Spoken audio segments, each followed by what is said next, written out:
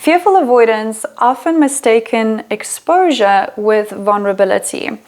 They might tell a person that they're trying to get close to and feel safe around and want to connect with all of their trauma.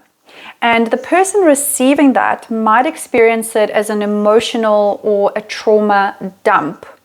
And the fearful avoidant doesn't understand why this is not giving them the sense of connection that they really desire.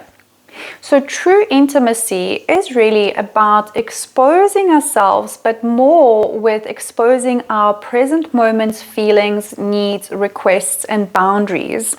So instead of telling somebody all their trauma, and of course there are situations where they can do that and it is appropriate.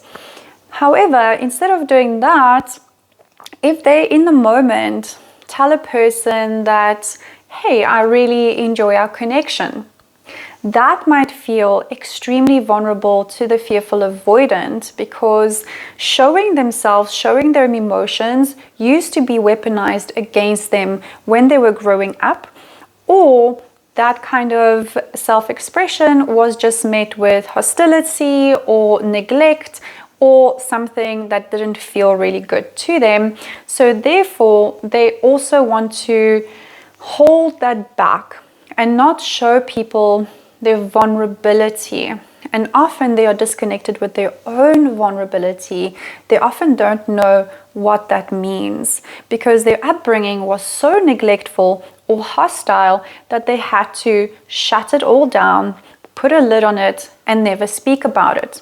So the journey out of that is learning how to make sense of the emotional experience that is present and learning how to understand it. I always say that if we understand something, we can love it. So fearful avoidants often have shame around what they have been through and also the struggles that they have in the moment. And sometimes they even have shame for wanting and needing help and needing connection, but being unable to reach up and grab it. So the way to make yourself comfortable for that, if you're the fearful avoidant, is to first understand yourself, understand that these patterns showed up in your life because of your upbringing and it wasn't your fault. And this is such an important part. Understanding that just because you had trauma in the past, it doesn't define who you are. It didn't happen because you are a bad person.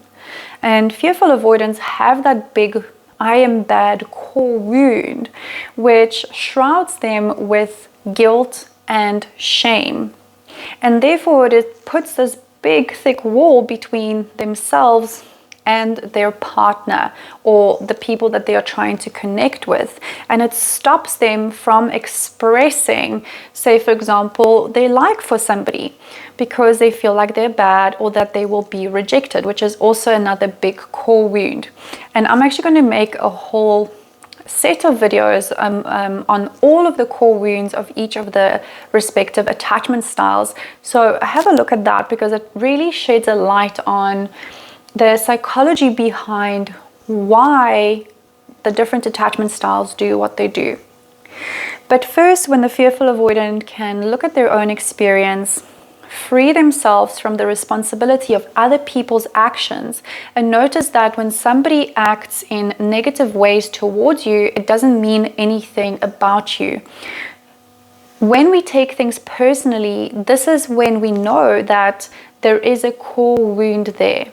Because that's what core wounds do. They make us take other people's actions and create a negative self-image, a negative self-concept. So we want to heal our self-concept, which we do a lot in coaching through reprogramming the subconscious core wounds. And I will do a separate video on that as well. But overall, just healing the self-concept, understanding that we all have vulnerable feelings and needs. We all struggle sometimes, and that it is okay to ask for help. Where the fearful avoidant often has been made to feel that their vulnerability and need for help and support and their challenge with emotions is a weakness.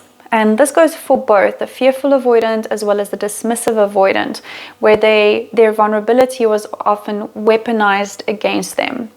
So reframing how we see vulnerability, and if you want to do this by yourself, I highly recommend all the work by Brené Brown. She is the expert in studying shame as well as vulnerability, and her work can really help you to change how you relate to your own vulnerability, because vulnerability is a beautiful thing that helps us to connect. It is this human part of us that helps us to have a need for another, and that need is then leading to connection.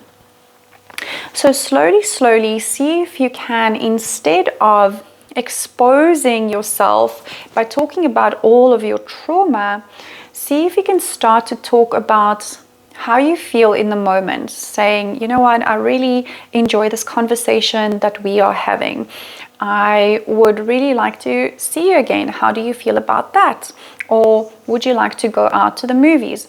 Or telling your friends how you feel, that, you know, maybe today you are sad, or you're lonely, or you're struggling with managing your emotions. Pick people to share your vulnerability with that can hold that space, and maybe just tell them, like, I'm exploring vulnerability and what that means. I always love to refer people to the nonviolent communication model and the list that is available on my website or the CNVC website, where you can connect with your feelings, with your needs. Those two lists are very important when we're trying to establish vulnerable communication and share with people how we are feeling in the moment.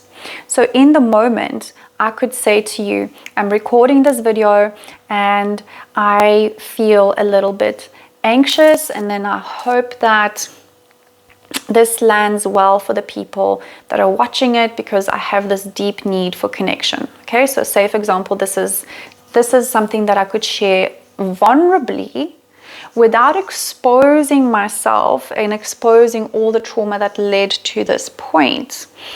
And that could create an instantaneous connection between me and the person listening to that. But of course, I will only share something that I feel comfortable with sharing and that I feel like the other person can respect, especially at the beginning, because fearful avoidants also have this way of exposing themselves to people who are not necessarily safe without first vetting them and checking out, is this person safe for me to be vulnerable about? They kind of give people trust, all of their trust immediately, and then they find themselves hurt. So for fearful avoidance, it's very good to first vet certain people and establish, is this connection safe? Is this connection not safe?